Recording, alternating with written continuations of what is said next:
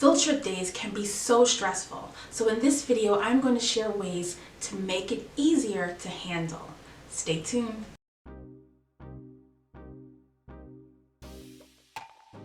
So in this video, I'm going to assume that the school has taken care of, finding the place that your class is going to go to and communicating that with the parents and getting the permission slips and all of that stuff. So what I'm going to do is focus on things that your administration may not have taken care of or may not take care of. Things that you could work on before the class trip. So one of those things is recruiting your chaperones or your parent volunteers. And this is something that you definitely want to do at the beginning or as close to the start of that whole period before the class trip, is because you want to make sure that the parent is able to come.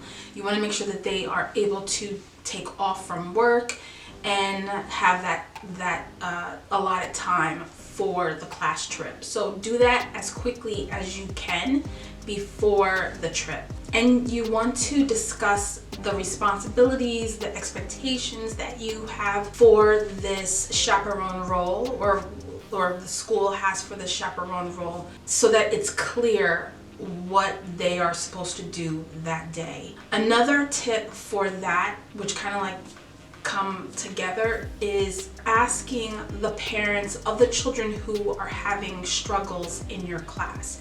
So the ones that maybe run off, the ones that have some difficulty listening or following directions, you want to talk to those parents first, just so that they could be super helpful on a trip that is outside of the school.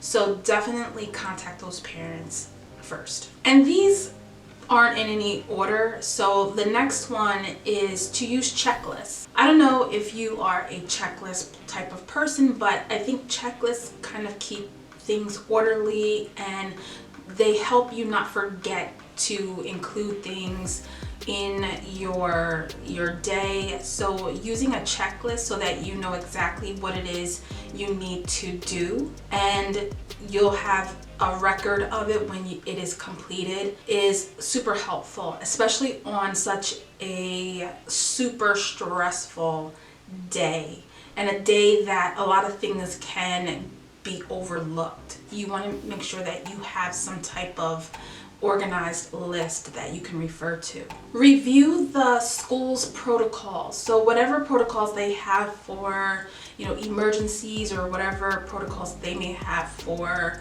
being outside or in emergencies, you want to review those things, because when you do that, then you and the school, or you and the administration, can be on the same page. So those protocols can include, like, what do you do if there are allergy meds that need to be carried on the trip? Is the school nurse coming with you to keep all that stuff together, or are you supposed to be responsible for handling that?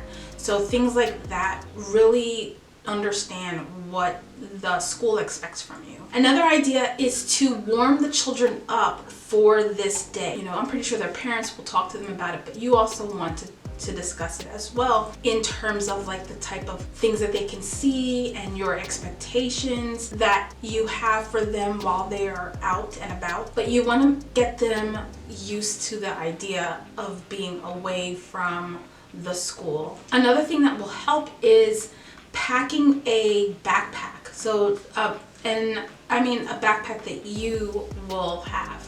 So that's where, if you have to carry some first aid things with you, then you would put it in there, put in your checklist, anything that you should bring along with you, you would put it in your backpack, just so that it's accessible. And it's also something that you would be carrying around with you. If you're struggling to figure out what types of stuff belong on this checklist, what I have for you in the description of this video is a checklist that you can use for class trip days.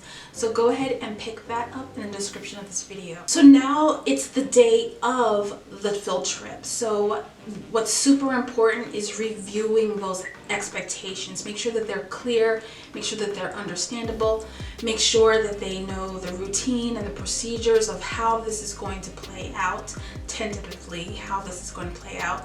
So we're going to review all that stuff with not only the students, but you're also going to do that with the parents as well, so that they have an idea of, you know, who they're going to be getting in their little group, or if you're all going to stay together and they're just going to be there to help out. But you want to make sure that they know this. And this is like bright and early. You may want to tell them to get to the school earlier than normal, just so that you can to talk to them about this. When you are actually there, and this is going to happen before they get on the bus, while they're on the bus, when they get off the bus, and it's going to happen so many times, but you want to get in the habit of taking a head count. This is super important. This was one of the things that I did all the time while I was on a field trip, is just count the kids, mark them off. I need to see, you know, exactly, you know, who's here and who's not here. And that is something that you want to take care of, because the last thing you want to do is to end up with a missing kid on a class trip. So make sure that you are taking the head count as often as possible. This is also a time where you get to also take pictures of the children discovering things during that trip. Take pictures of the place. And this is a great thing, because then you get to compile those pictures and share them with, you know, the children, maybe in the form of a scrapbook, or maybe even creating just a little picture book or something that you want to do. So this is a great idea, and you can use it as part of like your lessons as well. So take some pictures while you're on the trip too. And just a reminder that you're carrying around your backpack with, you know, your first aid stuff and whatever else you decide to put in there. That's not going to be too heavy, but just, you know, enough of the essentials that you may need during the course of the day. And there needs to be some way for you to figure out if everybody has their stuff.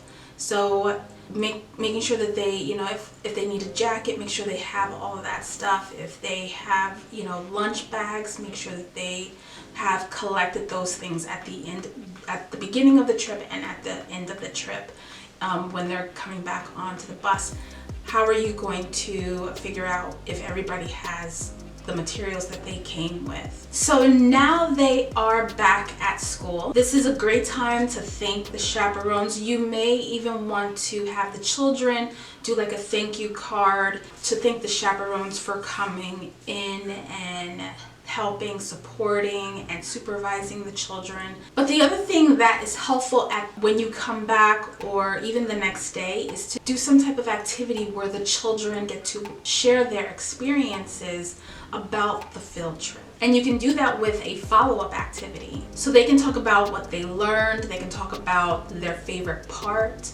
So just, it's kind of like a nice way to close it out. And bonus, if it's part of a larger theme, like for instance, if you're doing farm and you happen to go to the farm or something like that, then you can include that in your activities, in your lessons, either for the rest of that day or the next day. So that is it. I hope that this video helps you so that you know how to prepare and what to look out for on your field trip day. So tell me about your field trip experience in the comments, and any other tips that you can add to the ones that I have included in this video. Go ahead and put those in the comments as well. I'd love to read them. So until the next time, I'll see you soon.